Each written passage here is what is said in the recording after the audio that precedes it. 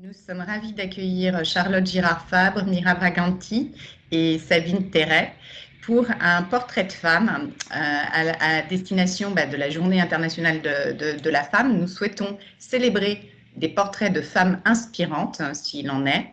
Et bienvenue au 8 Network France, qui est un réseau inter-entreprises de femmes et d'hommes de la tech qui souhaitent promouvoir les carrières du digital auprès du plus grand nombre et en particulier des jeunes filles et des femmes à la recherche d'une carrière.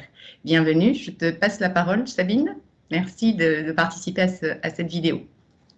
Merci Karima, merci Charlotte de votre temps.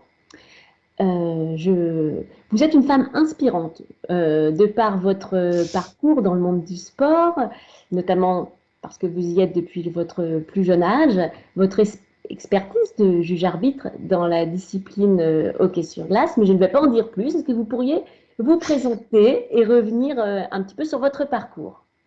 Alors, je vais essayer de faire ça rapidement. Bonjour à tous et bonjour à toutes. Merci vraiment à 8 France pour cette invitation. Je vais essayer d'honorer le plateau de femmes expertes aujourd'hui.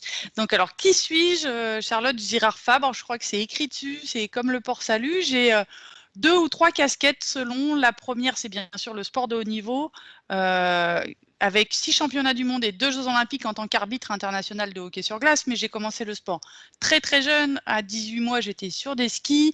J'ai fait beaucoup de natation à partir de l'âge de 5 ans, du judo, de l'escrime, du basket.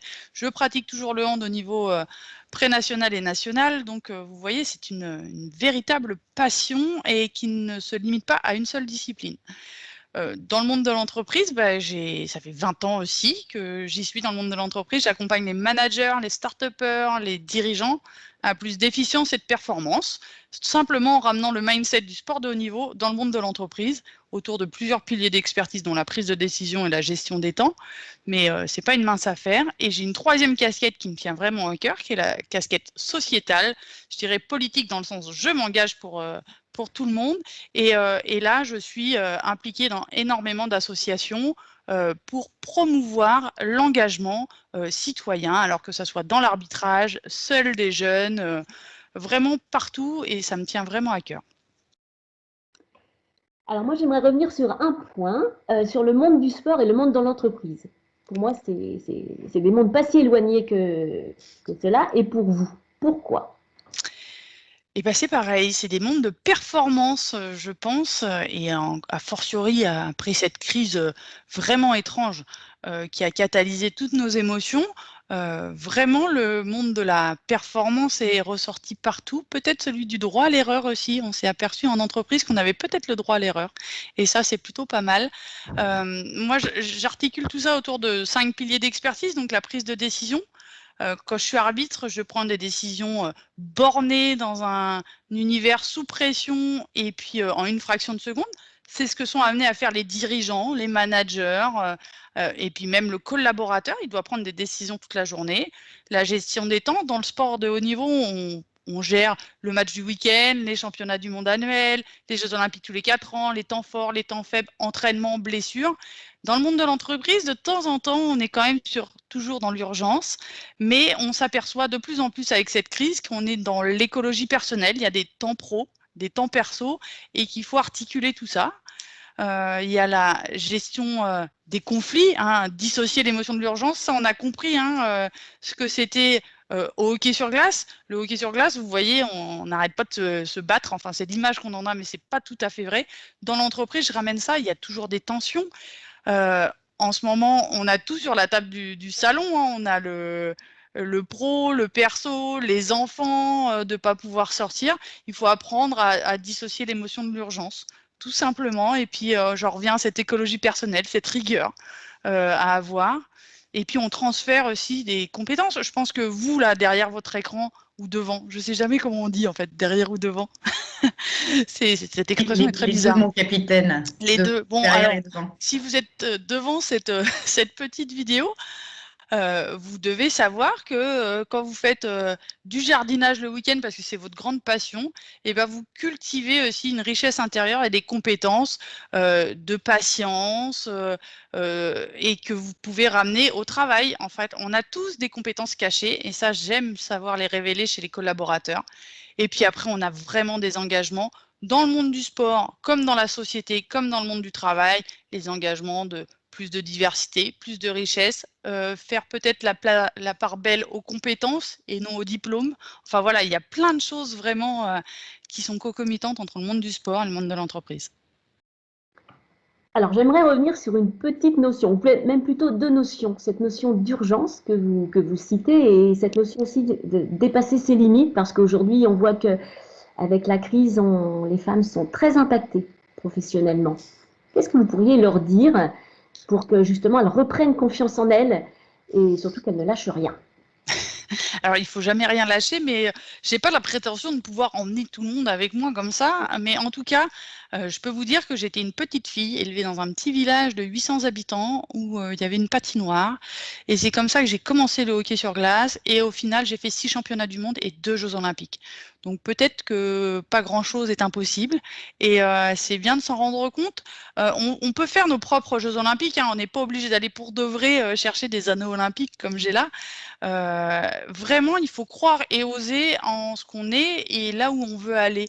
Il y a assez peu de chances que vous n'y arriviez pas, mais en fait, ce que je voudrais dire, c'est que le premier obstacle, c'est vous-même et c'est ça qu'il faut dépasser. C'est sa propre peur et ses propres barrières. Les autres, après, une fois que vous vous êtes dépassé vous-même, les autres, ça sera facile à dépasser. Je sais que vous défendez la mixité et la place des femmes dans la société. Et justement, nous, dans la tech, il y a, je trouve, un gros problème de compétences féminines et il ne faut pas se priver de ces expertises au féminin. Alors, au travers de votre expérience, est-ce que vous pourriez donner quelques conseils aux femmes qui hésitent à s'engager dans la tech, alors qu'on les attend, et peut-être aussi quelques conseils aux hommes parce qu'il faudrait que cette tech soit un peu plus inclusive? Je reste persuadée que la mixité est le premier levier de l'inclusion des genres, ça c'est sûr. On ne peut pas travailler les uns sans les autres ou les uns contre les autres. Il faut qu'on travaille ensemble, les hommes et les femmes. Je pense aussi que la première étape, et ça n'engage que moi, mais je suis intimement convaincue que la première étape, c'est déjà de soulever ses propres barrières, une fois de plus, et de regarder déjà comment on éduque nos enfants, on éduque nos filles. Peut-être que vous avez dit à vos petites princesses, déjà de les appeler les princesses, mais de leur dire arrête de courir, tu vas déchirer ta robe, alors qu'au petit garçon à côté, on lui dit plutôt regarde, tu peux grimper à l'arbre, ou surtout n'hésite pas à prendre soin de maman et de ta petite sœur parce que tu seras le seul homme à la maison. Et déjà, tout part de là.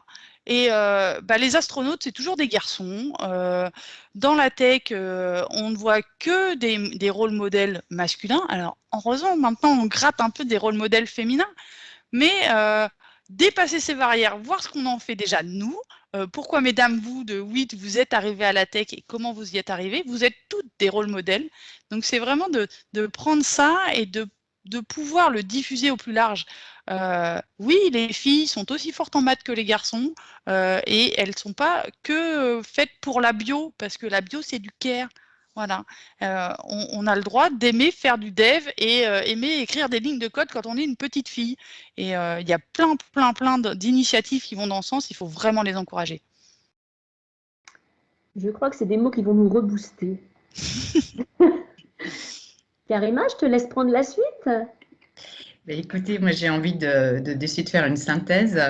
J'adore les mots oser, confiance, hein, évidemment. J'adore le principe de l'écologie personnelle.